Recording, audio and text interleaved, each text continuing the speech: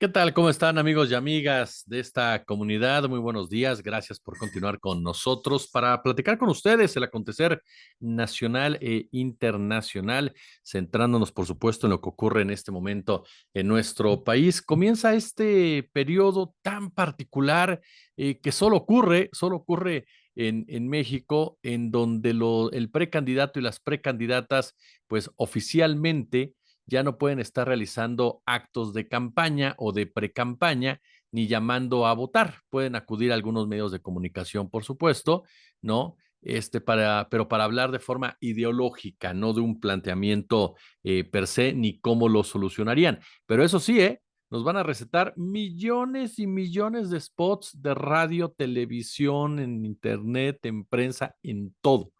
Esa es la verdad. Yo no sé para qué sirve este periodo hoy por hoy. Esa es la verdad. Me parece que es más que nada un proceso de alargamiento de algo que ya de por sí resulta ser cansino para un país, una elección de tanto tiempo como es la mexicana. Pero bueno, se van a conocer varias encuestas, por supuesto, la mayoría de estas favoreciendo de manera clara, contundente a Claudia Sheinbaum.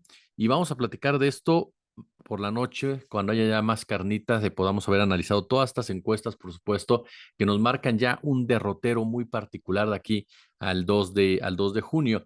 Pero antes quiero compartir con ustedes información y opinión de temas que se vinieron desarrollando tanto el día de ayer por la noche como hoy por la mañana y que dentro de todo van enmarcados también precisamente con toda esta discusión en torno a la silla del águila. Por ejemplo, hoy se da a conocer algo que me llamó mucho, pero mucho la atención, y es esta serie de publicaciones en el diario El Universal, en donde podemos observar claramente que varios de sus columnistas, pues coinciden en lanzar diferentes críticas, cuestionamientos, presuntas investigaciones hacia la cuarta transformación, hacia el gobierno de Andrés Manuel López Obrador. Entre ellos, por supuesto, Mario Maldonado, con su columna Tren Interurbano, la Ciudad de México adjudicó 6.5 mil millones de pesos sin licitación. Loret de Mola, El Clan, ahora Daniel Asaf, brazo derecho de AMLO, Héctor de Mauleón, ¿quién manda aquí? Maite Azuela, Cloutier y Saldívar, hacer visible la incongruencia, y Salvador García Soto, los nuevos videoescándalos de Carmona y la 4T. Diferentes temáticas, diferentes, por supuesto, aspectos en donde se busca afirmar, se busca golpear directamente en el eje de flotación de Andrés Manuel López Obrador y su gobierno, que es el tema de la corrupción. Habrá, por supuesto, que profundizar en cada uno de ellos, pero llama mucho la atención que se presenten el mismo día. Y tal vez haya gente que me diga, ¿cómo crees? No es para llamar la atención, es casualidad. No, perdóneme.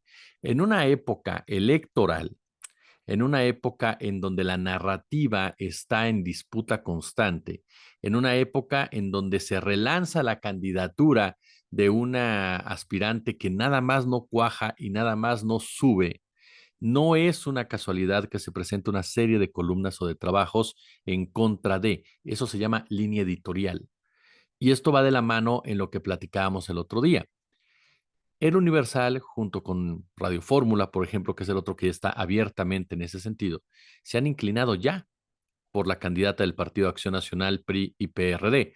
En el caso de Fórmula, 6 programas, incluyendo uno deportivo. Le abrió las puertas a Xóchitl Gálvez para que expusiera sus distintos posicionamientos y para darle un apoyo al respecto. Bueno, la entrevista que le hace José Cárdenas a Fernández Noroña, ¿qué me dicen de ello, no? O sea, José Cárdenas está bien que dé su punto de vista, que se posicione, me parece perfecto, pero entonces no es una entrevista, es un debate, hay que llamarlo como tal. Y en esta charla, digámoslo de esta forma, José Cárdenas lanza preguntas con doble, triple y cuarta jiribilla para tratar de posicionar a Claudia Sheinbaum como la marioneta de Andrés Manuel López Obrador, como alguien que está garantizando pues continuismo, como alguien que va a seguir haciendo lo que López Obrador dice. Y Fernández Noroña se defiende bien, incluso desde el principio. Pepe Cárdenas dice algo así como que es la candidata que goza de la simpatía del presidente, ¿no? O sea, la gente no importa. Y a mí me parece que esa charla es muy clara, muy emblemática de lo que platicamos, porque ya hay un descaro total. y hay un descaro total en cómo van a llevar ciertas entrevistas. No se trata de que protejas a nadie de Morena, cuestiónalos, por supuesto, cuestiónalos con argumentos, cuestiónalos de manera inteligente, pero no caigas en algo tan burdo como es llevar una entrevista a tratar de evidenciar a la otra parte. Y menos cuando te sientan ahí a la otra candidata y te haces como que la Virgen te habla y todo es bello, bonito y barato, ¿no? Me parece que son de los puntos que no podemos dejar de lado porque comienzan ya sobre todo a consolidarse estos grupos que van a tratar de influir de una forma o de otra en cada uno de los aspectos que definen precisamente esta elección. Y vea usted, por ejemplo, si no, lo que está pasando ya también en el tema de televisión azteca. Hoy por la mañana, Ricardo Salinas Pliego lleva a cabo dos posteos que son interesantes. ¿Por qué? Porque nos permiten ver precisamente quién es quién en toda esta discusión. Uno de ellos dice, si no luchamos juntos, acabarán con nosotros por separado. Y el otro señala en referencia al tema de la Marquesa, en donde una bola de pandilleros, en pocas palabras, delincuentes que se hacen pasar por comerciantes, agredieron a un muchacho que simplemente les pidió su cambio. Así de sencillo, ¿no? Se comportaron como viles delincuentes y tienen que ser sancionados. Pero Salinas Pliego lo toma para decir lo siguiente: increíbles imágenes y el odio con el que unos mexicanos tratan a los otros. Se han preguntado quién nos ha dividido tanto y quién nos puso a unos contra los otros, en qué momento nos convencieron de que los mexicanos debemos atacarnos entre nosotros, que es una guerra entre los ricos, dice él, y los pobres, por ejemplo, los blancos y los grises, pero lo más importante, se han preguntado con qué motivo lo están llevando a cabo, quién sale ganando, cuándo, cuánto están ganando. Este es el país que quieren para vivir. ¿Dónde está la autoridad? Esa autoridad que cobra tanto dinero por mantener el orden. ¿Quién impartirá justicia? ¿De quién es la responsabilidad de terminar con esto? A mí me parece que dos expresiones de Ricardo Salinas Pliego, que obviamente buscan influir en toda esta discusión y charla política, no son ajenas ni son exabruptos tirados al aire. Pero cuando habla de este contexto, evidencia muy bien a esta oligarquía que respalda a Xochitl Gálvez. ¿Quién nos dividió, dice él, entre ricos y pobres? Pues ustedes, porque precarizaron el salario, porque precarizaron los derechos laborales, porque fortalecieron el outsourcing. Así de entrada, ya de entrada, porque erosionaron, fragmentaron al Estado mexicano para su propio beneficio con el afán de privatizarlo absolutamente todo y que la salud, por ejemplo, fuera un negocio que pudiera solamente acceder el que pueda pagar. Así de claro. Y lo mismo pasa con la educación pública, que se han enriquecido con el tema de la seguridad, como aprovechando la violencia que se da a su alrededor. La oligarquía nunca reconoce su responsabilidad, nunca acepta absolutamente nada. Ellos siempre quieren pasar como las víctimas de un Estado eh, destructor, un Estado que de una u otra manera busca afectar a las mayorías, cuando en realidad su reacción en contra del Estado se da cuando éste trata de poner orden y de beneficiar, ahora sí, a una mayoría y ya no solamente a esa minoría. ¿Usted alguna vez vio quejarse a Salinas Pliego o a Larrea o a cualquiera de estos grandes empresarios que ahora hablan constantemente de la polarización que vive el país años antes, cuando había estos problemas de desigualdad tan grandes con Calderón o con Peña Nieto? Es la misma actitud que tiene la oligarquía de los Estados Unidos. Estados Unidos, que es uno de los países más desiguales del mundo, pero con una gran diferencia. Por lo menos ahí, varios de esos integrantes de la oligarquía tienen vergüenza y reconocen que claro que hay una lucha de clases. Como dijo Warren Buffett, hay una lucha de clases y la mía está ganando. Negarlo es una de estas grandes mentiras en las que cae precisamente el dueño de Televisión Azteca, junto con otros integrantes precisamente de su jauría, que ahora intentarán por todos los medios, por supuesto, bajar a Claudia Sheinbaum y tratar de que se cierren los números con Sheinbaum para ver, para intentar, ahí ustedes saber qué y cómo, pero de que van a tratar de meter la mano desde varias trincheras, lo van a tratar de hacer y van a tratar de influir definitivamente en el votante, ya sea con una guerra sucia constante, con una denostación constante en contra de Sheinbaum Pardo, rascándole por todos lados, buscándole por todos lados y campañas constantemente positivas a favor de Gálvez. Y sobre todo, ojo con esto, uno de los principales factores para Sheinbaum ha sido precisamente la continuidad. ¿Por qué? Porque López Obrador tiene un porcentaje de popularidad muy alto. Entonces, ofrecer la continuidad que no continuismo, ojo con esto, es determinante. Bueno, ahora van a tratar de erosionarlo esto. Van a tratar de plantearnos el escenario que el hecho de que tú pidas que haya continuidad es malo. Es malo. ¿Por qué? Porque Sheinbaum no es una títere de Andrés Manuel López Obrador. Es lo que trata de hacer Pepe Cárdenas en esta entrevista. Y me llama la atención cómo los libertarios, que no son otra cosa, como dijo Juan Carlos Monedero, que neoliberales, ¿no? Reload, pues ahora tratan de secuestrar la palabra colectividad.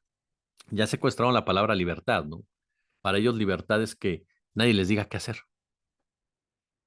Punto. Que nadie diga qué hacer. Que no haya reglas, en pocas palabras. Es decir, la ley del más fuerte. ¿Y quién es más fuerte? Ellos, porque tienen el dinero y tienen precisamente todos los aspectos de producción del país. Entonces es absurdo, pero ellos secuestran esa palabra de la libertad y ahora van con la de la colectividad. Vamos juntos, vamos a tratar de evitar que sigan dañando al país. El país no son ellos y ese es el gran tema, que ellos siguen pensando que el país son ellos. Y los que polarizan con ese discurso son ellos, porque ellos segmentan precisamente a la población, porque ellos segmentan a la clase rica, a sus pobres de derecha, como ese ejército precisamente que sale a ladrar en un momento dado para defender este tipo de privilegios, y el resto es desechable. El resto es completamente desechable.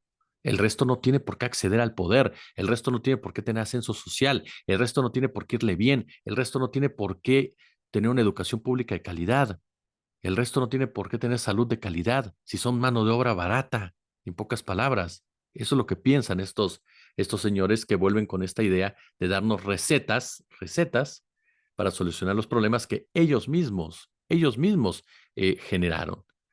Y esto me lleva precisamente al tema de la seguridad, porque todos sabemos que Salinas Pliego está involucrado en el tema de la seguridad con su empresa, pero sobre todo porque este es un punto que me parece que tenemos siempre que dilucidar con mucho cuidado.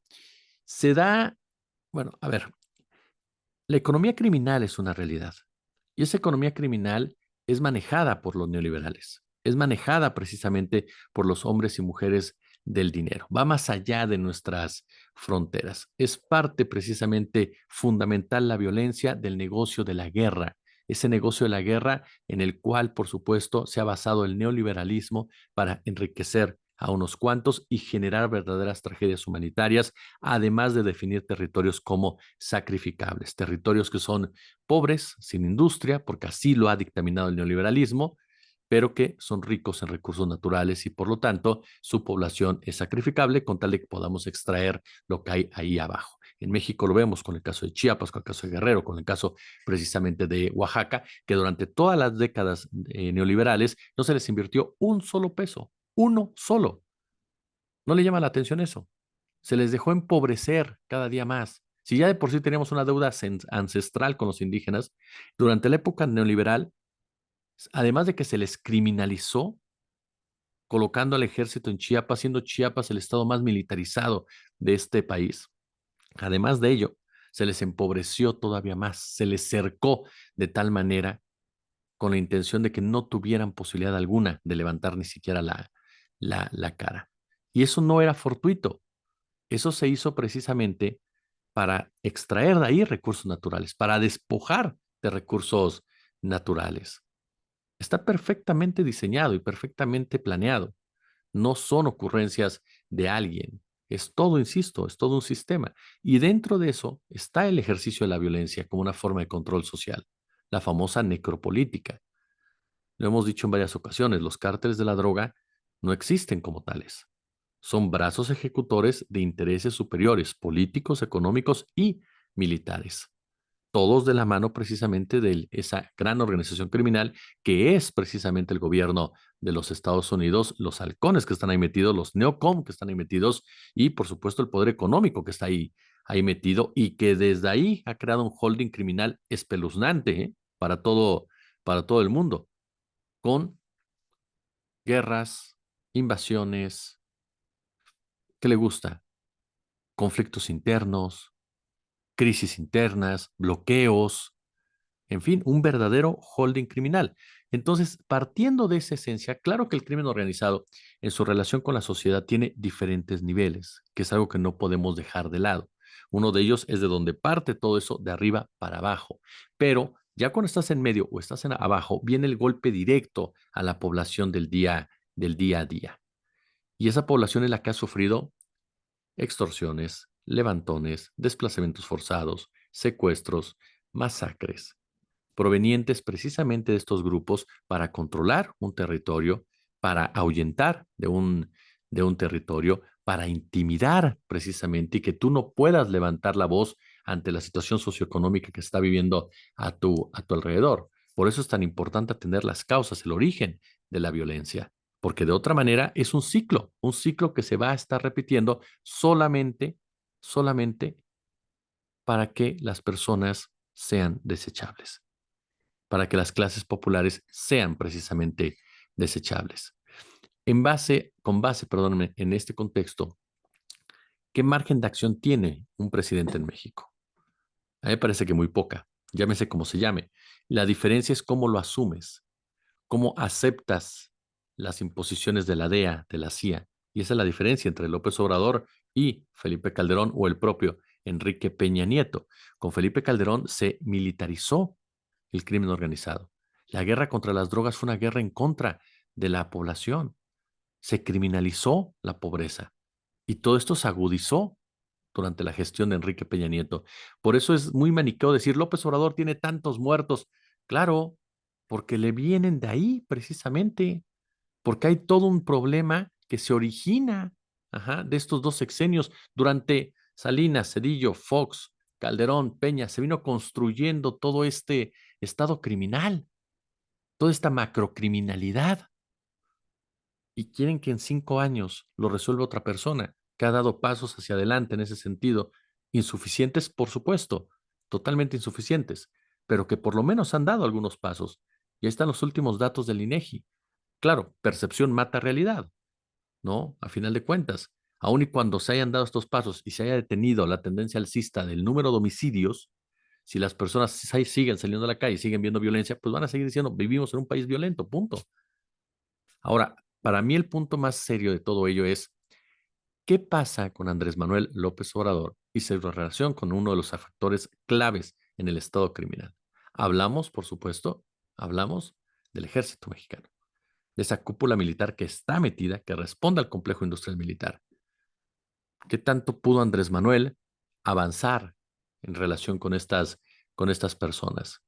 Me parece que muy poco. Y por supuesto, que estamos hablando de uno de los grandes pendientes de Andrés Manuel López Obrador, el tema de la seguridad, pero con no justificaciones, pero sí, por supuesto, con argumentos como lo que les acabo de dar, que no es una cuestión solamente de policías y ladrones. Es todo un sistema que está alrededor que para resquebrajarlo necesitas tiempo, mucho tiempo. Y por eso el sexenio de Sheinbaum es fundamental, fundamental en en esa materia.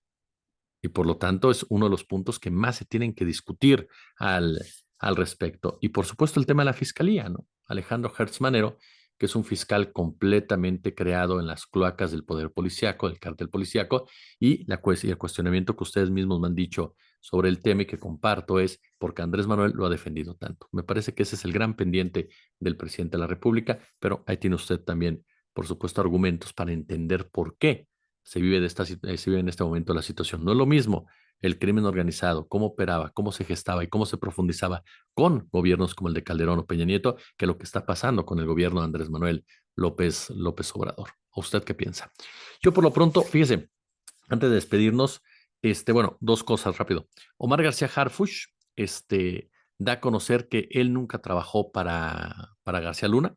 Así, nunca trabajó para García Luna. Dice que si él hubiera sido su jefe, lo reconocería. A mí me parece que Omar García Harfuch, de verdad, yo insisto, es un personaje muy cuestionable. ¿Por qué? Porque él forma parte de ese cártel policíaco, un cártel donde estuvo su abuelo, el creador realmente fue su abuelo y posteriormente su padre.